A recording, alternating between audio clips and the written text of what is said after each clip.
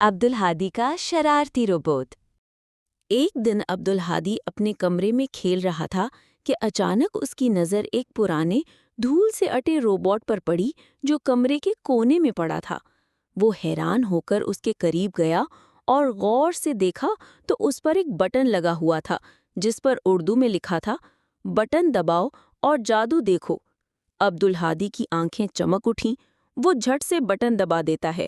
اچانک روبوٹ کی آنکھیں جلنے لگتی ہیں اور وہ بولنے لگتا ہے، بو بو بیپ، میں ہوں روبو، آپ کا نوکر جو ہر کام کرے الٹا۔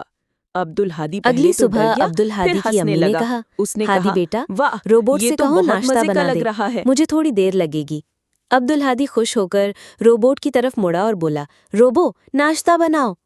روبوٹ نے فوراً حرکت کی اور ناشتہ بنانا شروع کر دیا، لیکن اس کا انداز ہی نرالا تھا۔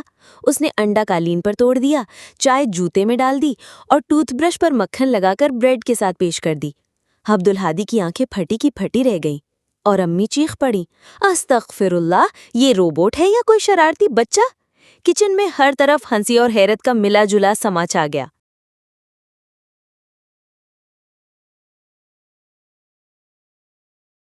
دوسرے دن عبدالہادی روبوٹ کو اپنے ساتھ اسکول لے گیا۔ کلاس میں سب بچے حیرت سے اس روبوٹ کو دیکھنے لگے۔ استاد صاحب نے پوچھا، یہ کیا لائے ہو؟ عبدالہادی نے فخر سے کہا، سر جی، یہ میرا ہوم ورک کرنے والا روبوٹ ہے۔ روبوٹ فوراً بول پڑا، 2 اور 2 کبھی 4، کبھی بن جائے پیار۔ کلاس میں ایک لمحے کو خاموشی چھا گئی، پھر سب بچے زور زور سے ہنسنے لگے۔ استاد صاحب نے گھور کر کہا، یہ کیا شاعری سنا رہا ہے؟ یہ ریاضی ہے یا مشاعرہ؟ اگلے دن امی نے عبدالہادی سے کہا، بیٹا، روبوٹ کو کہو کہ بازار سے سبزی لے آئے۔ عبدالہادی نے روبوٹ کو لسٹ دی اور بھیجا۔ کچھ دیر بعد روبوٹ واپس آیا تو ساتھ ہی ایک عجیب سی ٹوکری۔ اس میں آلو، پیاز، ٹماٹر تو تھے، مگر ساتھ 2 کیلے بھی تھے جن پر چھوٹے چھوٹے جوتے پہنے ہوئے تھے۔